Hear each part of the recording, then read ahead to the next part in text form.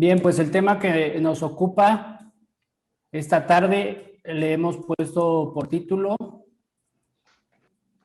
Cristianismo y sus críticas, una introducción a la defensa de la fe. Y básicamente es una situación que todos conocemos, es que la fe cristiana hoy, pero a lo largo de toda la historia, ha sido blanco de ataques y de críticas, sobre todo en lo que respecta a su racionalidad y a su carácter, vamos a llamar lógico. Y eso hoy lo podemos ver de muchas maneras. Por ejemplo, hoy se cruza incluso con otros temas que pensaríamos que no tendría tanto que ver. Cosas como en la última marcha del 8 de marzo, y que eso es un tema aparte a discutir, creo que tiene muchos matices, pero en la última marcha del 8 de marzo aquí en Jalapa, por el Día de las Mujeres, la iglesia bautista que está justamente en esta calle principal en Jalapa,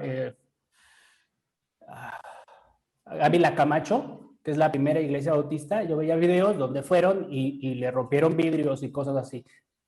Y uno dice, bueno, pero ¿qué tiene que ver? No, entre otras cosas, ahí también van mujeres y es un tema complejo, pero me refiero que hasta en esos niveles a veces hay ataques. Entonces me gustaría empezar con esta imagen. Esta imagen es de algo que se llama el grafito de Anaxámenos y es la primera representación pictórica que se conoce, digamos la más antigua, de la crucifixión de Jesús. Entonces, más o menos, depende el historiador, la ubican entre el año 90 y el año 200. Entonces, muy temprano en el desarrollo de la iglesia fue que se hizo este dibujo. Este dibujo se encontró en una casa en Roma.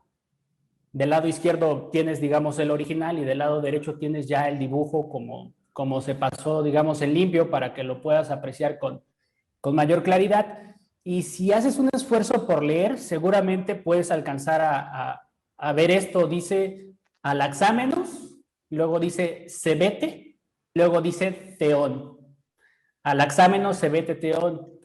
Y eso se traduce como Anaxámenos adora a su Dios. Y si te das cuenta también, el otro detalle es que esa persona que está crucificada, que está representando a Jesús, tiene cabeza de burro. Entonces, ¿cuál es la conclusión? ¿No?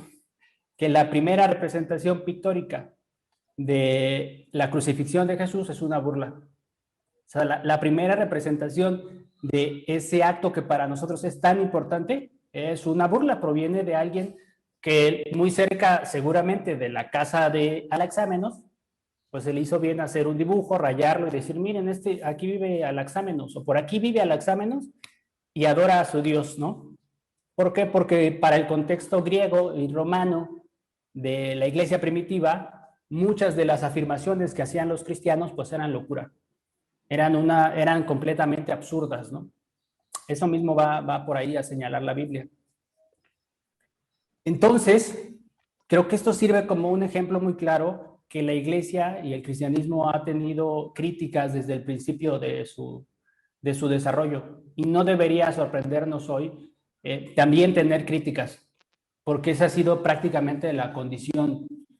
Y para los griegos, dice Pablo, este mensaje era locura. Y hoy, pues, a veces sí, lo sigue siendo. Por ahí está un perro, creo. Bien, algunos temas, hay muchos temas que se discuten respecto, ¿no? Que hoy se pueden señalar o criticar y se critica sobre la racionalidad de las creencias que desde el punto de vista cristiano están implicadas. Se habla de la racionalidad o la posibilidad o no de la resurrección de Jesús.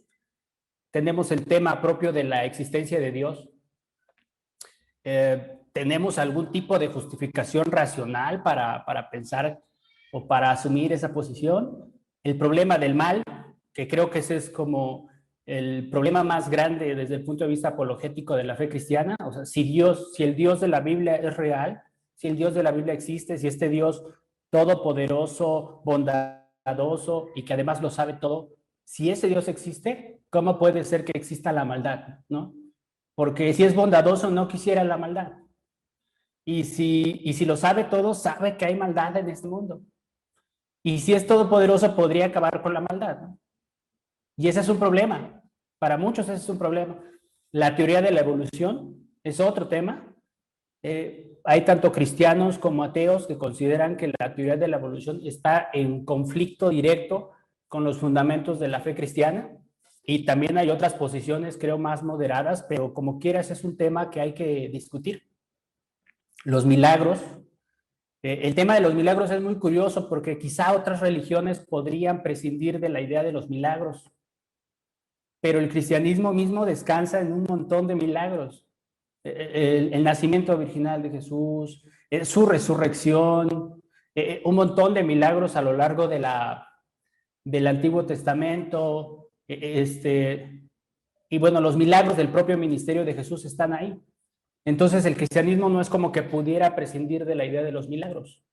Y bajo ciertas perspectivas, los milagros son violaciones a las leyes de la naturaleza, y si las leyes de la naturaleza, o si asumimos que las leyes de la naturaleza no pueden ser violadas, entonces también nos metemos en un problema y en un lío, ¿no? Porque entonces, de inicio ya los milagros son imposibles.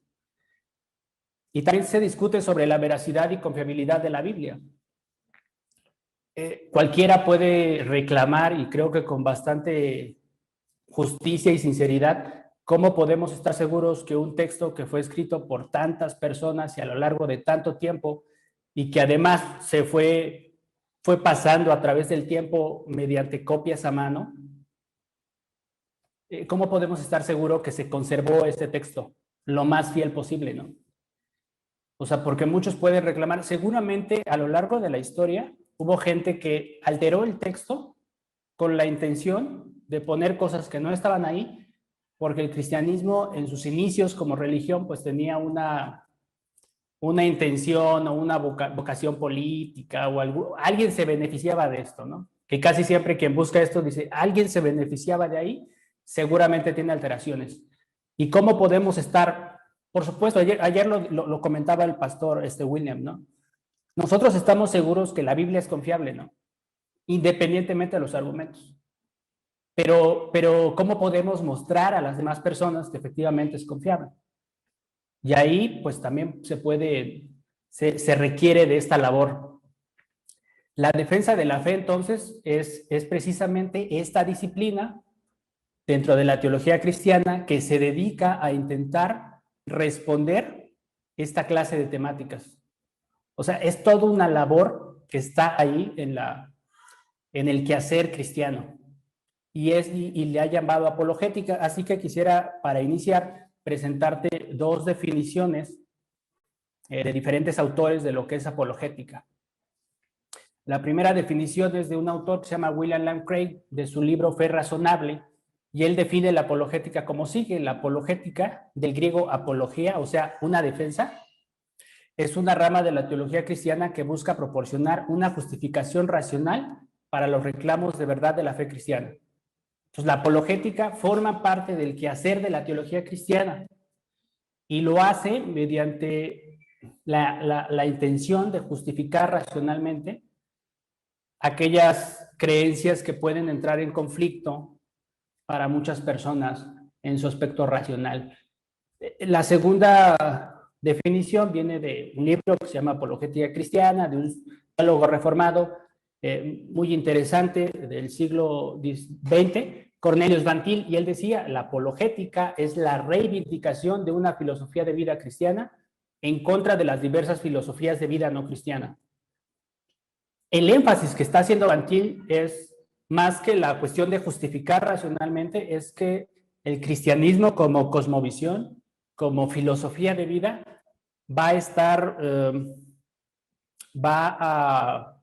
¿cómo podemos decir? Va a estar en conflicto con otras cosmovisiones y con otras formas de entender el mundo y entender la fe.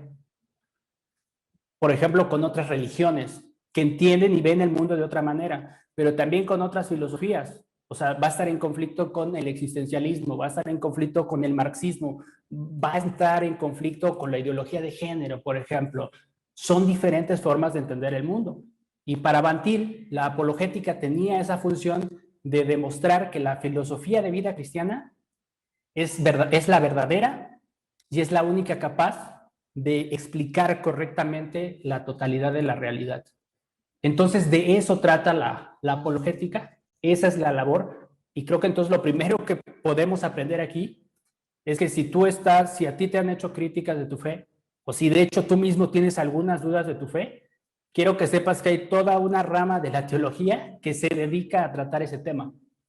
Y a lo mejor no te lo habían dicho, ¿no? A lo mejor ni siquiera lo sabías, pero hay toda una rama de la teología, incluso en la filosofía, que se dedica a eso.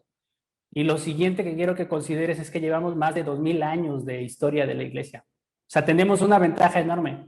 Muchas de las críticas que se hicieron, ya se hicieron en el pasado. Y ya hubo cristianos y autores que trataron esos temas. Solo es cuestión de prepararnos, buscar y ver qué dicen esos autores. Entonces, creo que eso debería al menos de aumentar nuestra confianza ante esas cuestiones. Obviamente las cosas no van a llegar así como por arte de magia, ¿no?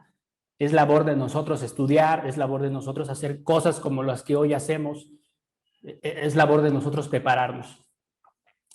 Y bueno, la Biblia, y esto es bien importante, la Biblia también nos lleva en ese sentido, ¿no? Y nos invita y nos da elementos para estar seguros que esto está justificado desde el punto de vista de la teología cristiana. Me gustaría proponerte algunos ejemplos. Primera de Pedro 3, 14 al 15, Tito 1, 9 y segunda de Corintios 10, 5. Para que haya un poco de interacción, propongo que algunos de los chicos que están por ahí, si pudieran hacer las lecturas. Primera de Pedro 3, 14 al 15, Tito 1, 9 y segunda de Corintios 10, 10, 5. Si pudieran cualquiera de ustedes hacer esas lecturas, y sirve que no nos dormimos y pues yo los puedo ver. ¿Qué tal que están como... Yo he visto a mi hermano según estar en clases y resulta que no está en clase, nada más está ahí la cámara, entonces sí me gustaría escucharlos. Primera de Pedro 3, 14 al 15. Que no ¿Quién sean la bots tiene? tampoco. Sí, exacto. Yo tengo primera de Pedro. A Sí. ver, suéltate. Dice, más también, si alguna cosa padecéis por causa de la justicia, bienaventurados sois. Por tanto, no os amedrentéis por temor de ellos, ni os conturbéis, sino santificad a Dios el Señor de vuestros corazones, y estad siempre preparados para presentar defensa con mansedumbre y reverencia ante todo el que os demande razón de la esperanza que hay en vosotros. Bueno, creo que ese pasaje es claro y de hecho es como fundamental en lo que estamos estudiando, ¿no? O sea, Pedro sí dice, van a tener ataques, van a tener críticas, va a haber gente que los va a perseguir, pero la primera cosa que dice, no tengan miedo. O sea, esa no es la posición. Amedrentarse, tener miedo, no. Dice, más bien hagan todo lo contrario. ¿Y qué es lo contrario para Pedro? Prepárense. ¿Prepárense para qué? Pues para defender su fe. O sea, a mí me parece interesante que no diga inmediatamente defiendan su fe, porque entonces lo podríamos hacer de muchas formas y a lo mejor nos equivocaríamos. Dice prepárense para defender su fe. O sea, implica ya pues estudio, búsqueda de información y muchas cosas más. ¿Y para qué? ¿Cómo la vamos a defender? Nos dice dando razones de la esperanza que tenemos. Entonces, para mí es muy claro ahí que Pedro nos está invitando a prepararnos para defender la fe. Y esto está completamente justificado desde el punto de vista bíblico. A veces no lo tomamos muy en cuenta. El siguiente pasaje, hablábamos de Tito 1.9. ¿Quién lo tiene? ¿Quién lo quiere leer? Yo lo tengo. A ver, ¿quién es? Yo, Dayan. Ok, sí. A ver, Dayan. Dice, retenedor de la palabra fiel, tal como ha sido enseñada, para que también pueda exhortar con sana enseñanza y convencer a los que contradicen. Este pasaje es muy interesante porque en Tito 1, si ustedes recordarán, y yo sé que esto lo tiene así como al dedazo el pastor, se están diciendo los requisitos para ser anciano. O sea, dentro de los múltiples requisitos, yo casi siempre que pienso, vamos a elegir ancianos, o sea, pienso en esposo de una sola mujer, ¿no? Irreprensible. Pero como este está hasta el final, como que muchas veces no lo tomamos en cuenta. pero la Biblia nos dice que esa persona tiene que ser bueno para enseñar y además para convencer a los que contradicen. O sea, tiene que ser alguien que esté, de hecho, bastante metido en este asunto. Dayan, ¿puedes leer todavía el 10?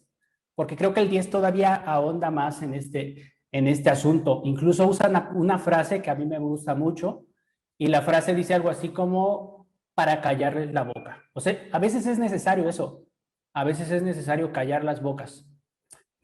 ¿Lo puedes leer, Dayan?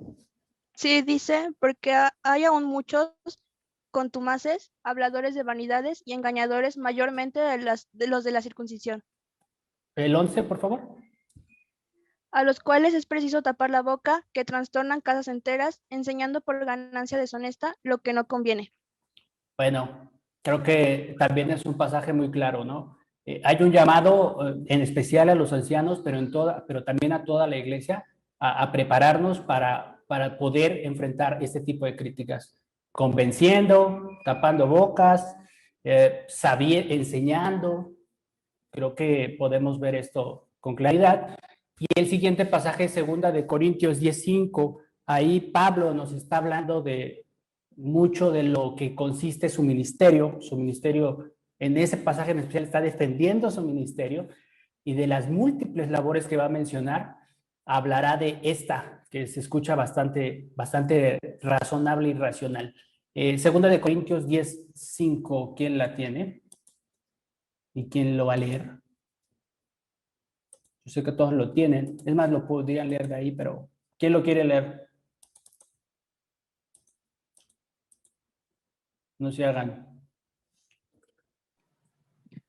Derribando argumentos y Ajá. toda altivez que se levanta contra el conocimiento de Dios y llevando cautivo todo pensamiento a la obediencia a Cristo.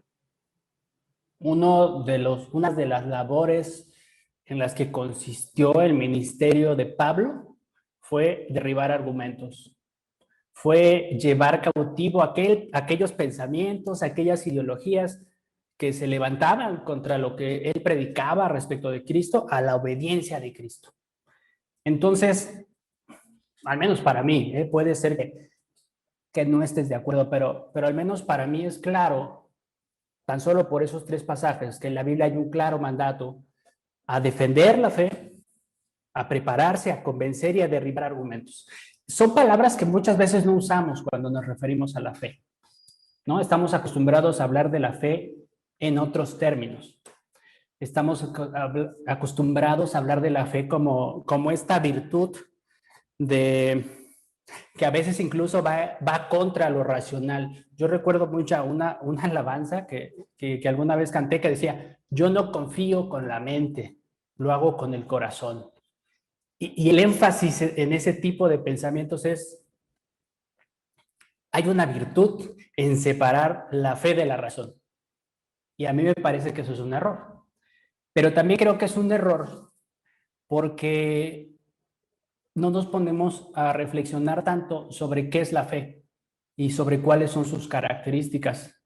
Fíjate que para los reformadores el tema de la fe fue muy importante, porque como tú sabes, como iglesia reformada defendemos la doctrina de somos salvos por medio de la fe y solo por la fe.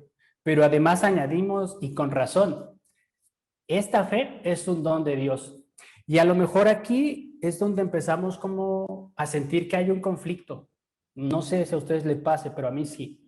O sea, ¿cómo puede ser que por un lado la Biblia me dé pasajes como estos, de tienes que defender, tienes que dar razones, tienes que convencer, tienes que tapar bocas, tienes que derribar argumentos, y por otro lado tenga pasajes como ese que dice, pero la fe es un don de Dios? Y uno dice, ¿cómo? O sea, si la fe es un don de Dios que no depende en absoluto de lo que yo haga, que ni siquiera es un asunto ahí presentado como racional, ¿por qué me llama entonces a defenderla desde el punto de vista racional? O pasajes como Corintios, ¿no? Ahorita te daré bien la cita, donde dice que la predicación es una locura y que a Dios no le agradó entregar su mensaje mediante la sabiduría del mundo, sino mediante la locura de la predicación. Y aquí parece haber una disonancia, ¿no? O sea, por un lado me llama a razonar mucho y por otro lado me dice que la fe es fundamentalmente pues una creencia que no se relaciona con la razón. El problema está en la definición de fe. Nosotros, mínimo, nos referimos a la fe en tres maneras. A veces hablamos de la fe cristiana y decimos, bueno, esto es la fe cristiana. Y con eso queremos decir que nos referimos a las creencias de la fe, para distinguirlas, por ejemplo, de la fe budista o de la fe islámica. Entonces hablamos de la fe cristiana y de la fe budista como creencias, distinto a tener a otros elementos. También a veces hablamos de la fe para referirnos a personas que pertenecen a la fe y dices, bueno, esa persona forma parte de la fe cristiana o yo soy cristiana. Y ahí te estás refiriendo a la fe no solamente como las creencias, sino como esa persona que ha aceptado la fe. Pero hay un tercer uso de la palabra fe, y es cuando decimos, ese hermano tiene mucha fe. Y cuando nos referimos a eso, casi siempre queremos decir, ese hermano tiene mucha confianza. Confía mucho en las promesas que Dios le ha dado. Cada uno de esos sentidos de la palabra fe tiene su razón de ser. Los reformadores decían precisamente que la fe se parecía a un triángulo, porque tenía tres elementos. Y si cualquiera de esos elementos no estaba, entonces no había fe verdadera. El primer elemento es el que nos hemos referido hace rato. Le llamaban notitia o contenido. Y con contenido se refieren a las creencias que distinguen al cristianismo. El credo prácticamente, ¿no? ¿Cuál es el contenido de la fe cristiana? ¿Cuál es el contenido de la fe? Pues que creo en Dios Padre Todopoderoso, Creador del cielo y de la tierra. Que creo en el Espíritu Santo, que creo en Jesús, que creo que Él vino al mundo, que murió por mis pecados, que resucitó, que subió al cielo y que vendrá al fin del mundo. Ese es el contenido. Y muchas personas pueden entender el contenido, así como tú puedes entender el contenido de la fe budista. Y eso no significa que formes parte de esa fe, pero entiendes el contenido. El segundo elemento que debe tener la fe para ser verdadera fe es eso que llamaron ascensus o convicción. Asentimiento intelectual es cuando ya no solamente entiendes el contenido, sino además lo crees. Hay muchas personas en las universidades que han estudiado la Biblia que entienden el contenido del cristianismo, pero no lo creen. Eso no han avanzado en ese sentido. Lo curioso es que la mayoría de nosotros pensaríamos que teniendo el contenido y la convicción, estamos en la fe. Y eso no es cierto. De hecho, Santiago 2:19 dice algo que así como que te transforma la visión. Dice que los demonios creen y tiemblan, ¿no? O sea, los demonios están en ese nivel. Entienden el contenido y creen en ese contenido, pero ¿cuál es la diferencia? Ellos no forman parte de la fe. Porque ¿qué les falta? Fiducia, confianza. Ese es el tercer elemento de la fe.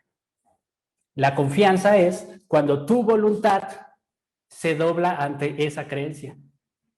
Por eso es que los reformadores decían, no es...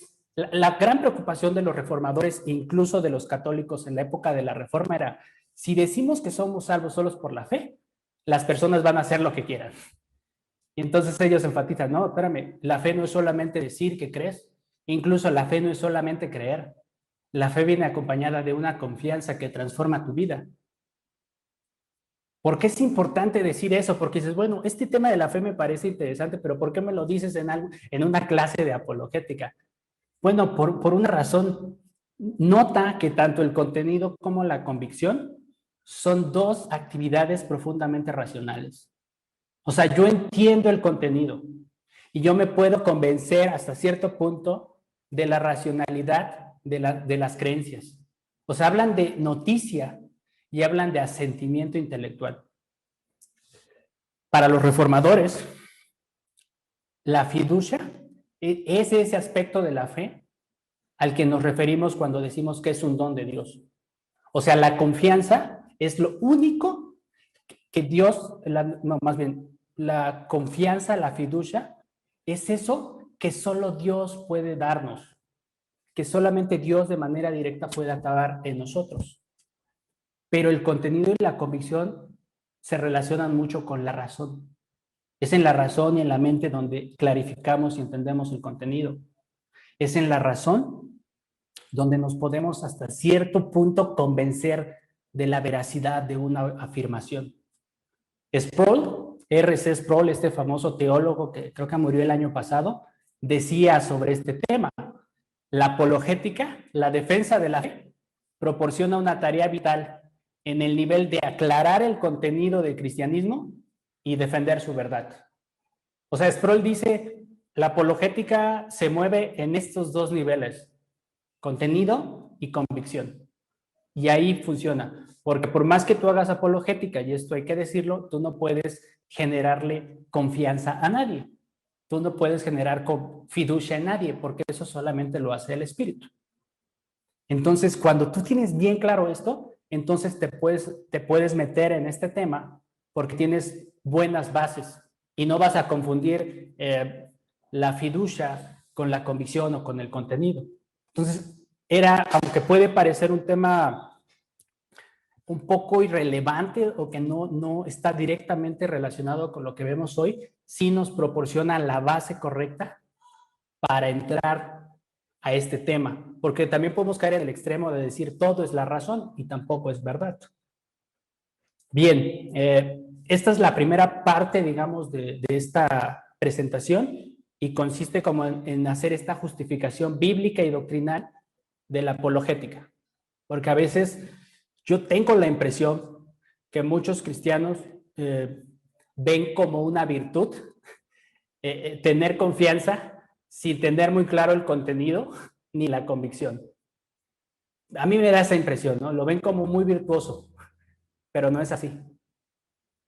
Una vez que tienes claro esto, avancemos. La siguiente parte, la siguiente mitad de la presentación, quiero dedicarla a mostrarte cómo han trabajado este tema diferentes autores. Digamos que la apologética ha sido una disciplina que se ha discutido sobre cuál es la mejor manera de hacerla.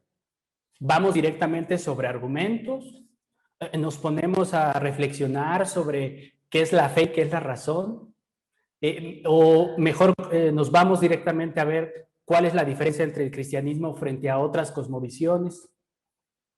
Y bueno, apologética. Este es como el mapa general de la apologética. O sea, la idea es que tú después de ver esto, tú digas, a mí me parece que yo quisiera adentrarme sobre este camino. O sea, cada uno de estos caminos proveen diferentes respuestas. Ahí te los presento en general. El fideísmo es una forma de hacer apologética y de responder a estas cuestiones. El evidencialismo, la apologética evidencialista es otro camino que tiene sus matices. La apologética presuposicional ha agarrado otro camino, y más recientemente la epistemología reformada, que es un estudio de un filósofo presbiteriano que veremos más adelante, que no tiene más de 50 años. La disciplina, ¿no? Él ya tiene como 80. Pero lo que quiero que notes es que ha habido un desarrollo y que hay más de un enfoque. O sea, insisto en esto, ¿no? Tenemos la ventaja de 2000 años y hay que aprovecharla. Hay que estudiar a todos ellos y ver qué se acomoda incluso mejor a nosotros, qué se acomoda mejor a las circunstancias, y de ahí estudiar, porque el llamado es a prepararte. Bien, entonces vamos a ver estos 4 enfoques, que cada uno de estos se diferencia de los demás por el énfasis que hacen en la relación fe y razón. Digamos que unos enfatizan un aspecto, otros enfatizan otro, pero intentan responder a los mismos cuestionamientos. Entonces vamos a ver esto y vamos a tomar como punto de partida o como hilo conductor el asunto de la existencia de Dios. Porque aquí yo te podría hablar de la apologética y dices, pero no me estás poniendo ejemplos, entonces pues me quedo igual, ¿no?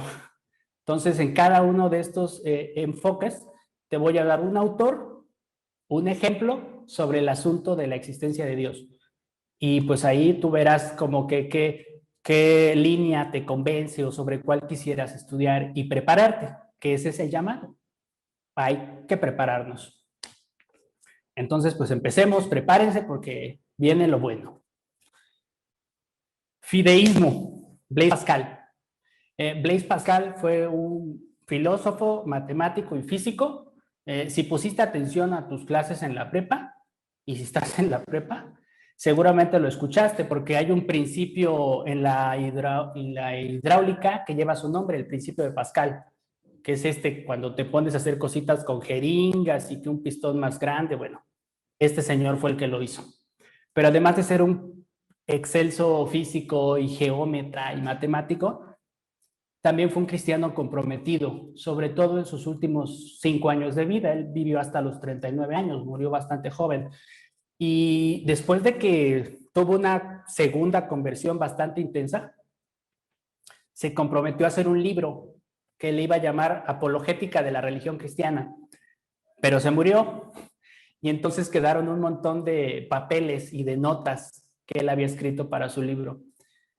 Y sus amigos los encontraron, trataron de ordenarlos y lo editaron en un libro que se llama Pensamientos de Blaise Pascal. Un poco para que lo tengas ahí en mente. ¿En qué consiste el fideísmo? Bueno, el énfasis que va a hacer es que la razón tiene límites y es distinta de la fe. O sea, si hay algo que el fideísta va a responder ante las críticas que se hagan de la fe, es, mira, la razón tiene límites. O sea, si tú me dices que no entiendes desde el punto de vista racional de la fe, es porque estás tratando de entender algo con una facultad que no está creada para entender eso. Entonces va a decir, la razón te sirve para muchas cosas, te sirve para hacer matemáticas, te sirve para hacer física, incluso te sirve para sistematizar la teología, pero para aprenderla en el sentido de captarla, la razón no es tan buena. Entonces el tipo de apologética va a ir como en ese sentido, ¿no? Quizá Primera de Corintios 1:18 es un versículo al que apelan mucho los fideístas. Primera de Corintios 1:18 dice, porque la palabra de la cruz es locura a los que se salvan, a los que se pierden, perdón, pero a los que se salvan, esto es a nosotros, es poder de Dios. El 21 dice, ¿no? Pues ya que en la sabiduría de Dios, el mundo no conoció a Dios mediante la sabiduría, agradó a Dios salvar a los creyentes por la locura de la predicación. Te pongo un ejemplo, Blaise Pascal dice esto, ¿no? La fe es diferente de la prueba. La razón es diferente de la fe. La una es humana, refiriéndose a la prueba, a los argumentos, al razonamiento. Y la otra es un don de Dios. Esta es la fe que Dios pone en el corazón, donde la prueba es muchas veces un mero instrumento. Pero esta fe está dentro del corazón y no hace decir sí o sino credo.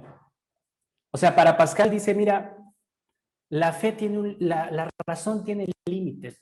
Y si tú intentas entender la fe por medio de la razón, no lo vas a lograr. Entonces, la apologética fideísta lo que va a tratar de demostrar es que la razón tiene límites y habrá maneras de argumentar para eso.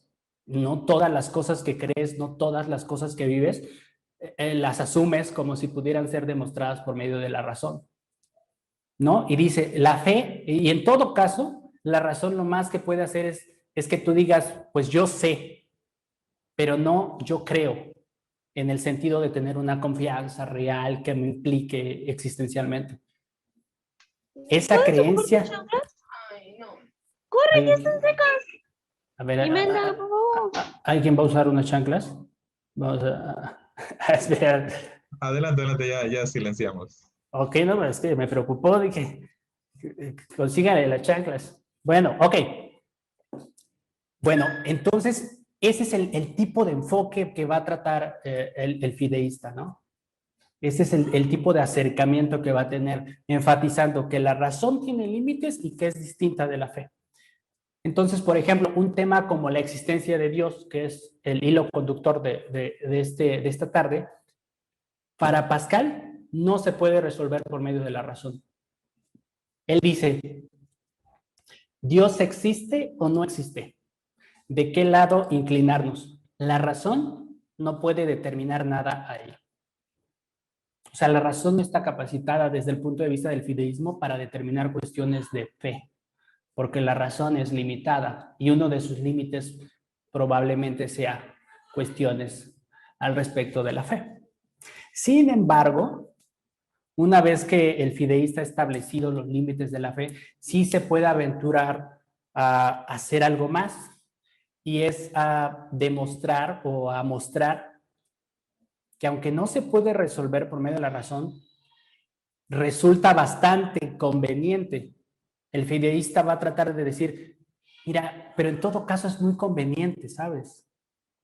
En todo caso, si tú lo intentas, puede ser que te des cuenta que funciona. Es un poco esta cuestión de decir, mira, no te lo puedo resolver, pero entiende que la razón tiene límites, pero ven y vamos a probarlo, pruébalo. Entonces apelarán como a este sentido de conveniencia. Esto se expresa clarísimo en un argumento muy famoso que se llama la apuesta de Pascal. La apuesta de Pascal, hay personas que lo confunden y dicen, es un argumento en favor de la existencia de Dios. Y no, la apuesta de Pascal es un argumento en favor de la creencia en la existencia de Dios. Y es una sutileza, pero importa, porque Pascal inicia diciendo, no podemos resolverlo por medio de la razón. Y entonces, ¿qué es lo que le dice? Pascal además fue uno de los fundadores de la teoría de la probabilidad, porque le gustaba mucho el juego, apostar, hacer cuentas.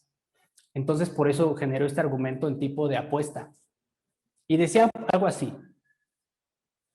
Mira, vamos a suponer esta matriz de posibilidades.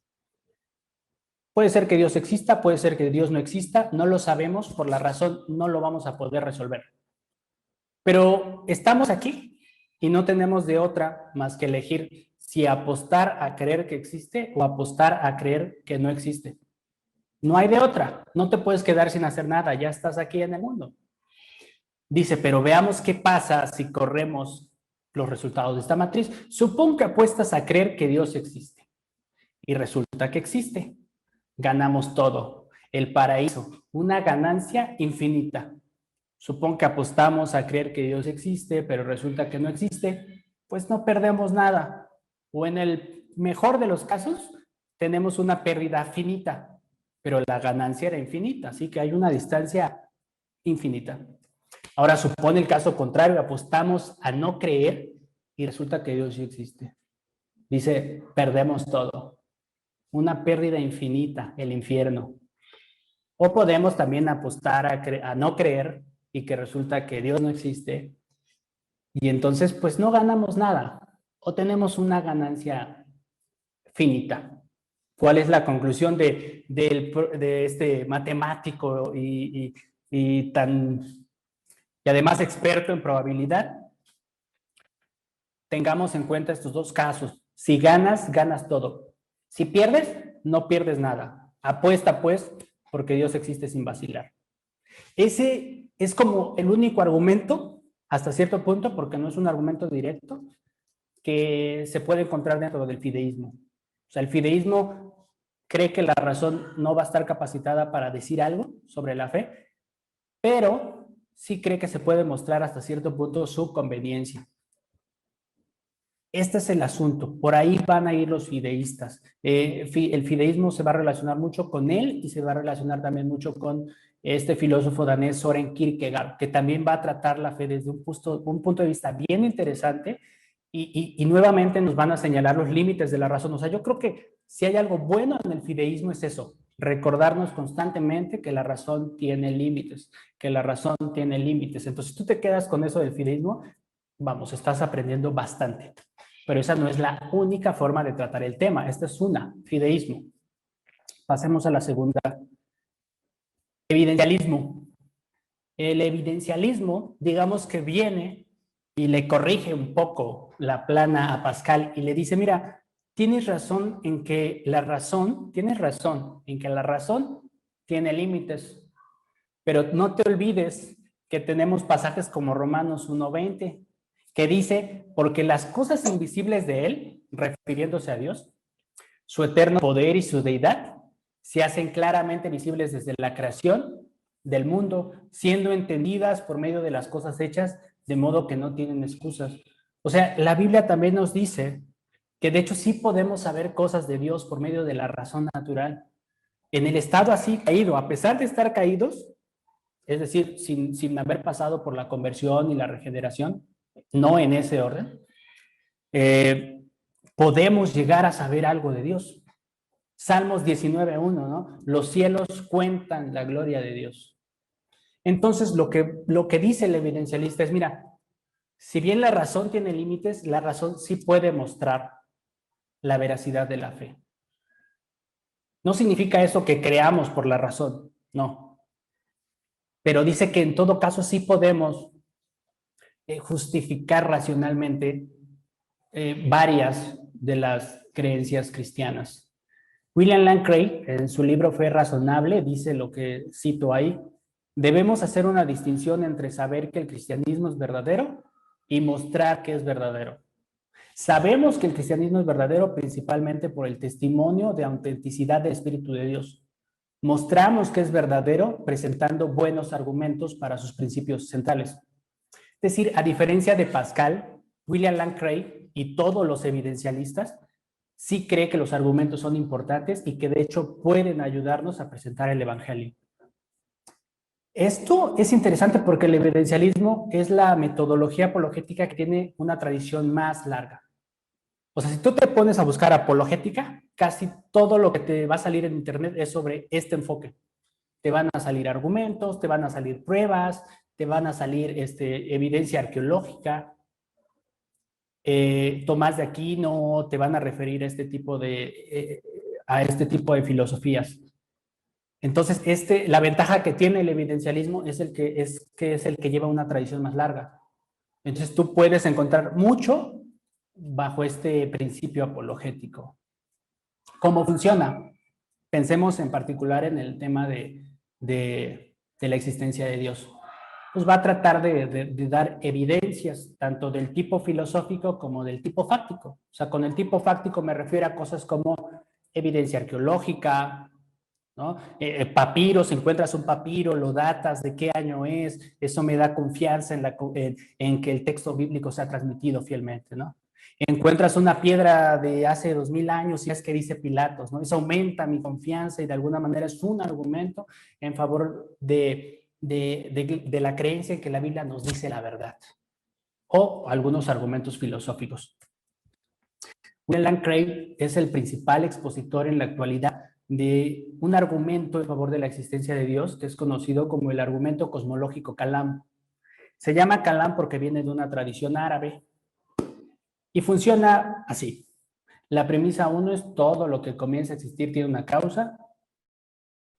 La premisa 2 es el universo comenzó a existir y la conclusión es, por lo tanto, el universo debe tener una causa, básicamente. La premisa 1 creo que difícilmente vas a encontrar a alguien que la discuta. Todo el tiempo vemos cosas y nuestro sentido común nos dice, si algo comienza a existir, tiene una causa, ¿no? Yo ayer que lo pensaba decía, o sea, si de pronto escucho que hay un sonido, yo no digo, seguramente pasó así nada más, sino que digo, ¿por qué? ¿Quién movió? ¿Quién tiró? Porque asumo que las cosas no aparecen de pronto así, sin causa, ¿no? Todo lo que comienza a existir tiene una causa. Prácticamente, el sentido común nos confirma esto. La premisa 2 es que el universo comenzó a existir. Esto es bien importante porque quizá hasta el siglo XVIII el asunto del inicio o no del universo era un tema que no se podía resolver. Por ejemplo, Tomás de Aquino y Emmanuel Kant, dos filósofos importantes, decían que este tema del inicio del universo no se podía resolver por medio de la razón. O sea, que había argumentos tanto a favor de que había existido siempre como a favor de que había tenido un inicio. Tomás de Aquino decía, si creemos que el universo tuvo un inicio fue porque creemos en el Evangelio, pero no porque la razón nos lo pueda resolver. Pero hoy, gracias a los avances en cosmología, en la cuestión del Big Bang, lo que sabemos de la ley de la entropía, todo apunta a que el universo no ha existido siempre. Además de que hay argumentos filosóficos para esto, pero el Big Bang, o sea, esta teoría que a veces, a veces hay cristianos como que la ven con recelo, pero esta teoría confirma algo, que el universo tuvo un inicio.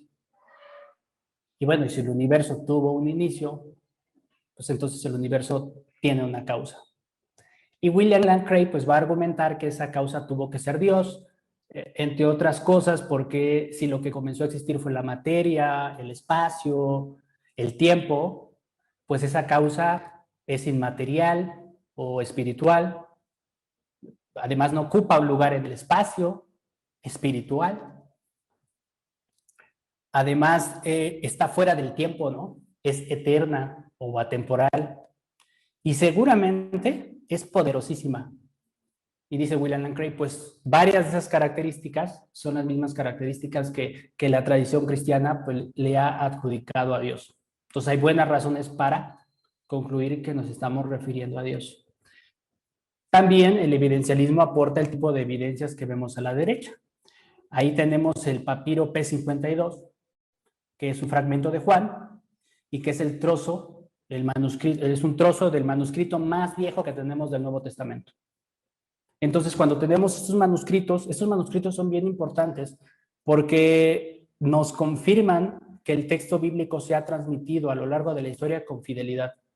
Porque si yo tengo una copia, no sé, del año 400 o del año 1000 y la comparo con esta y veo que dicen lo mismo, digo, órale, se ha transmitido fielmente. Esta idea de que tuvo alteraciones empieza a disminuir precisamente por esto, por esta clase de evidencia, ¿no? Entonces tenemos evidencias en ese sentido, igual se va a apelar a la arqueología, a la historia, y ese va a ser el camino evidencialista. Insisto, si te interesa la apologética, cuando tú busques en internet vas a encontrar mucho de este enfoque. Es un enfoque valioso, pero creo que tienes que conocer todos para que seas más capaz de ver sus errores, ver sus aciertos y hacerte un apologista mucho más integral. Bien, tercer enfoque. Lleva el nombre de presuposicionalismo y fue fundado más recientemente, hablamos de no tiene más de 200 años, por este teólogo reformado que se llama Cornelius Van Til.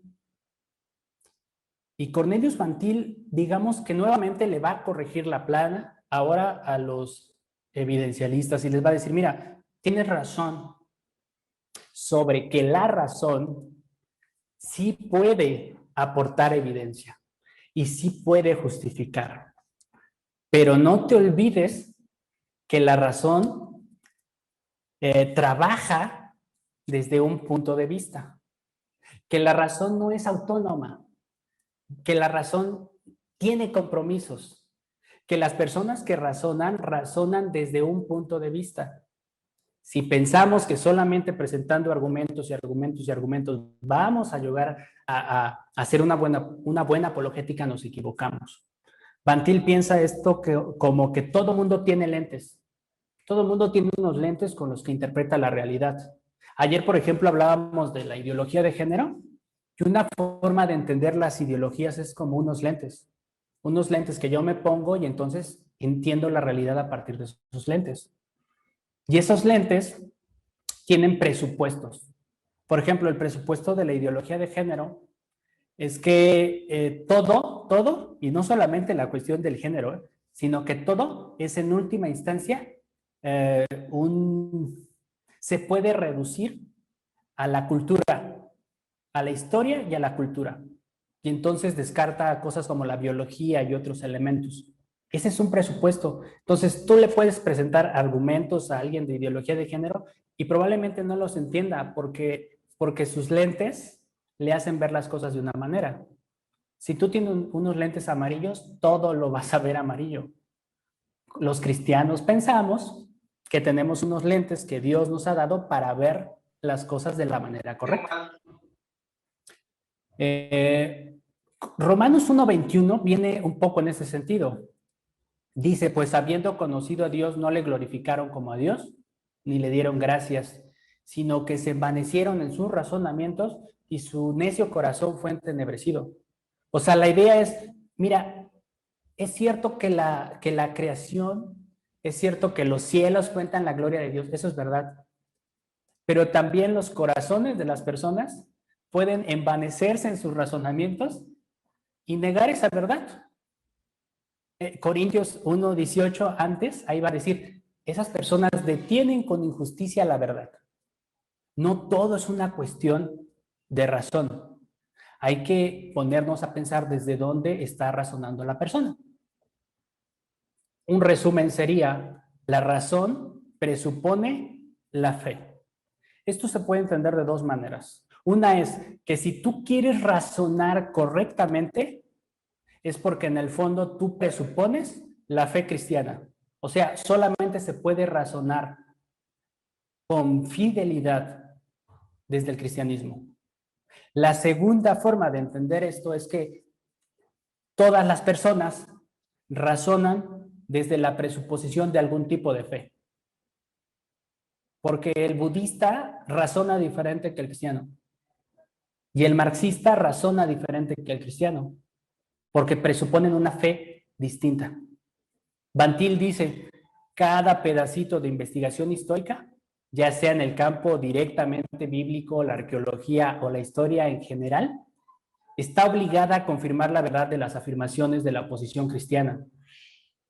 Pero yo no hablaría interminablemente sobre hechos y más hechos sin jamás desafiar la filosofía de los hechos de los no creyentes. O sea, Van Til dice, sí, está súper bien presentar argumentos, pero creo que es mucho más importante decirle a esa persona, ok, yo ya sé en lo que no crees, tú no crees en el cristianismo, ¿en qué crees?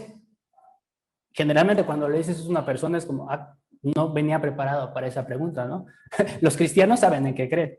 Y las personas, bueno, realmente creo, pues no sé, creo que todo existe de la nada. ¿Y eso no te parece un poco extraño, un poco contradictorio? Ese es el tipo de apologética que propone Van Til. O sea, Van Til dice, no vamos a ir argumentos contra argumentos. Vamos a ir cosmovisiones contra cosmovisiones. La cosmovisión cristiana debe compararse contra la cosmovisión de la persona que me está cuestionando. Si me está cuestionando, por ejemplo, un materialista, ¿no? Una persona que dice, la realidad más básica es la materia y todo se puede explicar en función de la materia y las leyes físicas.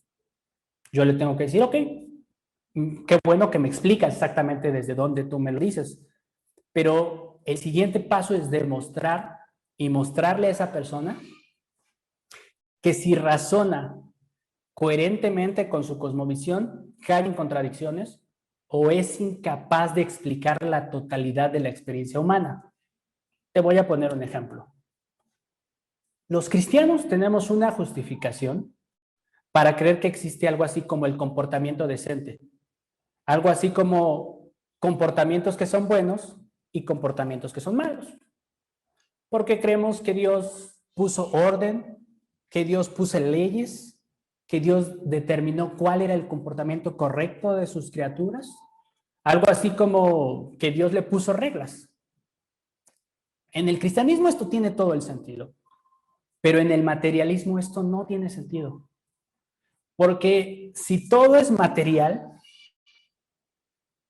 resulta que los valores morales no son materiales. O sea, la justicia como concepto no es material. O sea, tú no puedes explicar un término moral como la justicia desde la pura materia. Esa es un poco la cuestión. O por ejemplo, hay intentos por explicar el surgimiento de las intuiciones morales en función de la evolución y la materia. Y lo más que pueden llegar a afirmar esas personas es que ese comportamiento es beneficioso.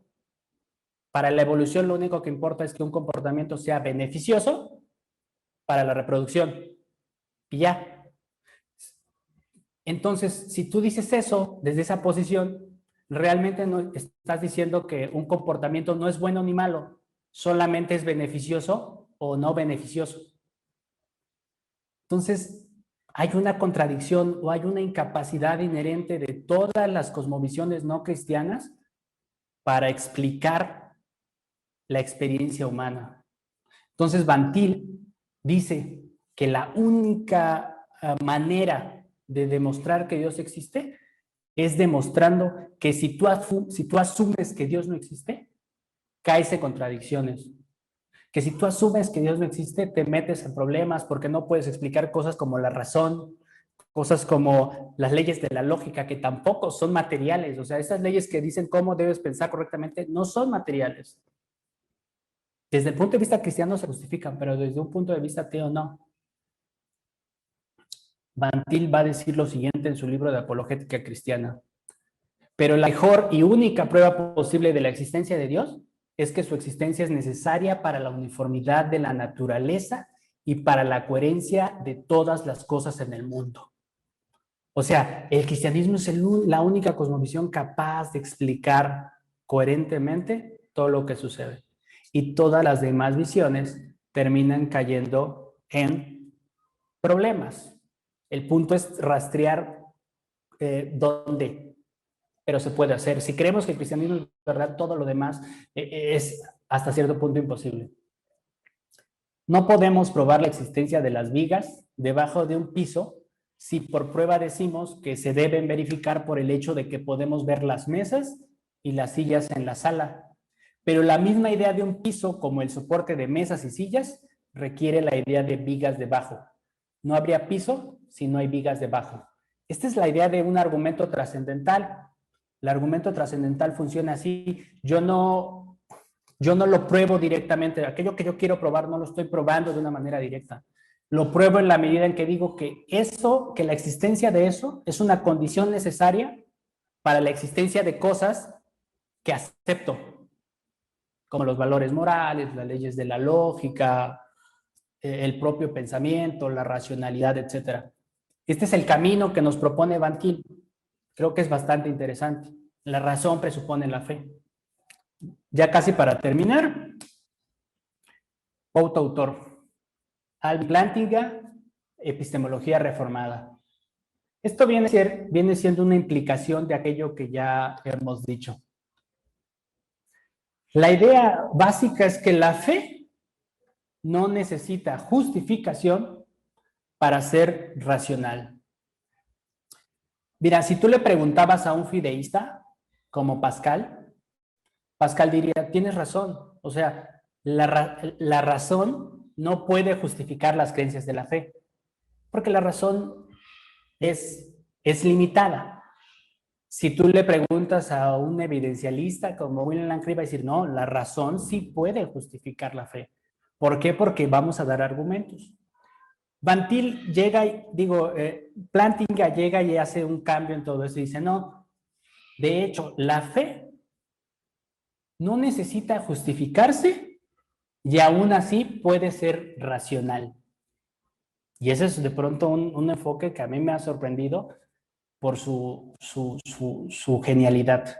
Romanos 8:16 dice, el Espíritu mismo da testimonio a nuestro espíritu de que somos hijos de Dios. La proposición central de la epistemología reformada es que las creencias pueden justificarse por algo más que únicamente la evidencia, contrario a la posición evidencialista. La idea es que es verdad que hay creencias que tienen que justificarse por medio de evidencia para ser racional, pero no todas las creencias tienen que justificarse por medio de la evidencia para ser racionales. Lo dice por dos cuestiones. En primer lugar, porque tenemos creencias que no podemos demostrar. Y de hecho, si no las creyéramos, todos diríamos que somos menos racionales a que somos más racionales. Te pongo un ejemplo. Las otras mentes.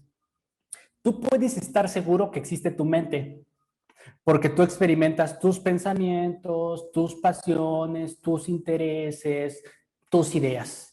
todo eso que, tus sentimientos, todo eso que implica una mente, estás súper seguro que existe, pero tú no puedes probar la existencia de otras mentes aparte de la tuya. Tú no puedes explicar, tú no puedes probar, demostrar la existencia de la mente de tu papá, o de tu mamá, o de tus hermanos, por la razón de que tú no puedes experimentar los pensamientos, los sentimientos, las pasiones de otra persona. Es decir, no hay manera de demostrar la existencia de otras mentes. Tampoco puedes demostrar que exista el mundo exterior. O sea, bien podríamos estar en una Matrix y nuestro cerebro podría estar en una cubeta conectado a un montón de cables y de pronto tú digas, estoy jugando fútbol, ¿no? Y realmente no estás jugando fútbol, ¿no? Estás ahí atrapado en la Matrix alimentando otra cosa. No hay manera de probar eso, de que no estás ahí. No puedes probar la existencia del pasado. Bien podría ser que se creó el universo hace 5 minutos con apariencia de viejo y con tus recuerdos. Tampoco se puede probar eso. Pero creer lo contrario, cualquiera diría, vamos, creo que es irracional pensar que no existen otras mentes. Es irracional pensar que el mundo exterior no existe o que el pasado realmente no ha existido. El punto es que tener esas creencias es completamente racional. Y Plantinga dice, pues a lo mejor creer en Dios es un tipo de creencias de este estilo. La segunda razón es que hay algo que llama creencias propiamente básicas. Y las creencias propiamente básicas son, piensa que tu mente tiene creencias y es como una pirámide. Hay creencias que se justifican con otras creencias, con otras creencias, con otras creencias, pero no te puedes ir al infinito justificando creencias sobre creencias. Tienes que parar en un momento hasta llegar a una creencia que no necesite justificación. Esas son las creencias propiamente básicas, como por ejemplo, la creencia en la ley de la lógica que dice que no se puede ser y no ser al mismo tiempo y en el mismo sentido. O sea, esta creencia que nos dice, no puedes decir que un triángulo tiene 3 lados y 2 lados al mismo tiempo, y todo el mundo dice, pues claro, eso es una contradicción. Bueno, el principio de no contradicción es una creencia propiamente básica. No necesita justificación. Entonces, tomando en cuenta estas dos cosas, Ali Plantinga dice, la creencia en Dios es propiamente básica. La creencia en Dios puede ser completamente racional, aunque no tengas buenos argumentos para ella. Los argumentos pueden servir. Y de hecho, Plantinga ha trabajado mucho el argumento ontológico de San Anselmo y lo reformuló. Pero él dice, en todo caso, si no tuvieras argumentos, no hay problema. Eres completamente racional. Él trabajó mucho esto precisamente sobre la idea de las otras mentes. Y más o menos para que veas cómo funciona, esto es lo que él dijo en su libro, en su artículo Dios y otras mentes. Por tanto, esta es mi conclusión provisional. Si creer en la existencia de otras mentes es racional, de la misma manera lo será mi creencia en Dios. Pero obviamente la primera es racional. Por lo tanto, del mismo modo, hay que aceptar la segunda. Así funciona, palabras más, palabras menos, la epistemología reformada. Y este es el mapa, entonces. Este es el camino, esos son los caminos que puedes tomar si te interesa este asunto. Entonces, yo creo que te debe interesar porque es un llamado que Dios y que la Biblia nos hace a defender nuestra fe. Fe y razón. La razón tiene límites y es distinta de la fe, nos van a decir los fideístas. El evidencialismo nos va a decir la razón puede mostrar la veracidad de la fe. El presuposicionalista nos va a decir la razón presupone algún tipo de fe y hay que analizar esa cosmovisión. Y Alvin Plantinga, desde su epistemología reformada, nos va a decir la fe no necesita justificación para ser racional. Cada una de estas escuelas, cada uno de estos enfoques tiene matices. Ahora lo que yo te quise presentar fue la generalidad de cada uno de estos enfoques, cada una de estas aproximaciones. Pero si las estudias empezarás a ver cosas nuevas. Por el tiempo no podemos extendernos más, pero ahí están. La idea es que tú puedas ver cuál te parece más interesante y lo estudies, y por ahí te vayas, y por ahí empieces a hacer apologética, porque es un llamado. ¿Cómo podemos resumir esta presentación que quizá haya sido densa, pero te puedo apostar que tus maestros son más densos? Entonces, si no nos preparamos para conversaciones de este tipo en la iglesia, cuando conversaciones de este tipo aparezcan en la escuela, no vamos a saber qué hacer. Así que me voy a empezar aquí y ahora. Resumen, la Biblia nos llama a prepararnos para defender nuestra fe. Creo que eso está clarísimo. La defensa de la fe trabaja clarificando el contenido y defendiendo la verdad del cristianismo. La fe, 3, la fe está formada por contenido, convicción y confianza. Esa doctrina es fundamental. Cuando yo la conocí, me abrió todo el panorama a un montón de cosas. Existen al menos 4 enfoques apologéticos: el fideísmo, el evidencialismo, el presuposicionalismo y la epistemología reformada. Y en último lugar, tenemos 2000 años de ventaja.